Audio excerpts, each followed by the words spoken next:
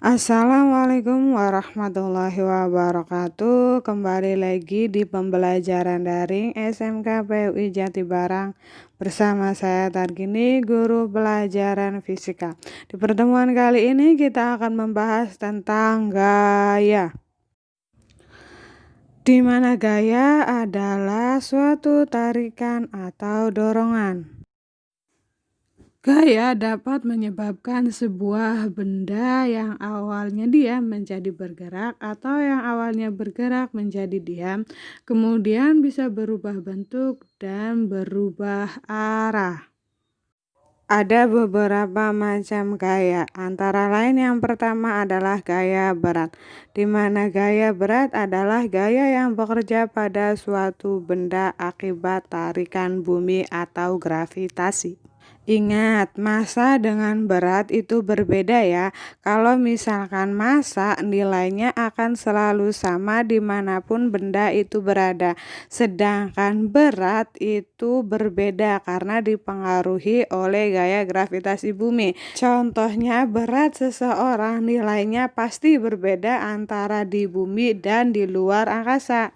Sehingga gaya berat dapat dirumuskan dengan W sama dengan M dikali G, di mana W adalah gaya berat satuannya Newton yang disimbolkan dengan huruf N, M adalah massa satuannya kilogram, dan G adalah gaya gravitasi bumi satuannya meter per sekon kuadrat, di mana nilai gaya gravitasi bumi adalah 9,8 atau 10 meter per sekon kuadrat.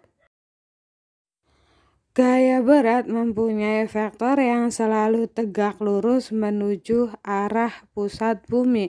Bagaimanapun kondisi benda tersebut, arahnya selalu menuju ke pusat bumi.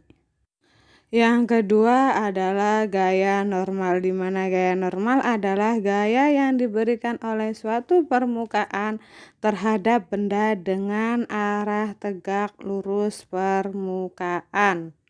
Karena gaya normal ini arahnya tegak lurus permukaan, maka rumus yang digunakannya pun berbeda-beda tergantung pada bidangnya. Yang pertama pada bidang horizontal. Nah, untuk bidang horizontal rumus yang digunakan sama dengan rumus W, yaitu M dikali G. Jadi kita bisa simpulkan bahwa N sama dengan M dikali G. Selanjutnya yaitu gaya normal pada bidang miring. Ketika suatu benda diletakkan pada bidang miring, maka rumus untuk gaya normalnya atau disimpulkan dengan huruf N sama dengan W cos alfa. Alfa adalah sudut kemiringan antara benda dan bidang tersebut. Yang terakhir adalah gaya normal pada bidang vertikal. Dirumuskan N sama dengan F, di mana F adalah besar gaya yang diberikan kepada benda, sedangkan benda tersebut pada posisi bidang vertikal.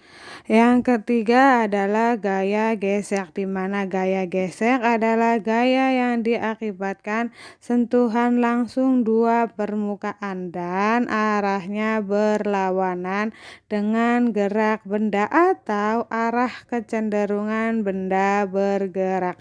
Semakin kasar suatu permukaan, maka semakin besar gaya geseknya.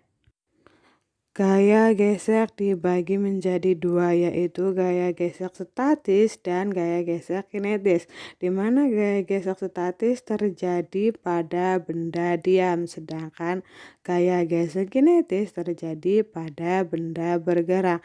Kemudian rumus yang digunakannya pun berbeda, di mana gaya gesek statis dilambangkan dengan Fs yang rumusnya adalah μs dikali dengan N.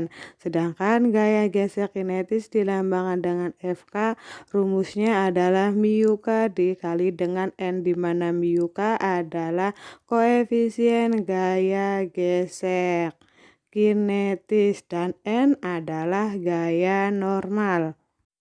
Kita misalkan ada sebuah balok diletakkan di lantai kasar, maka dalam balok tersebut terdapat gaya berat, gaya normal, dan balok tersebut diberikan gaya sebesar F, sehingga terjadilah gaya gesek statis.